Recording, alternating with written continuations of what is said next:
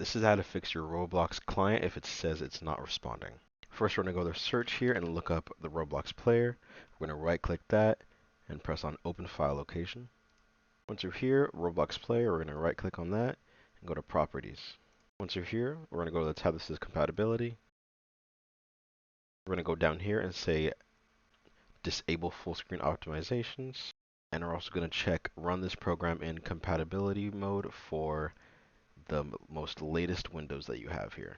Once you've done that, let's go ahead and press on apply. And from here, you can go ahead and try to run Roblox, but if you're still having the same issue, we're going to head back over to our search here and look up our storage settings. We're going to go where it says apps and features. In the search right here, we're going to search for Roblox. We're going to press it and uninstall it. Once you have it uninstalled, we're going to go to any browser of our choice to look up the Roblox player and reinstall it.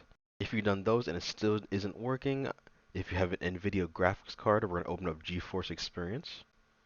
Once you have GeForce Experience open, we're going to navigate over to our drivers tab right here. If there's one available right here for you to download, go ahead and download that to update your graphics card.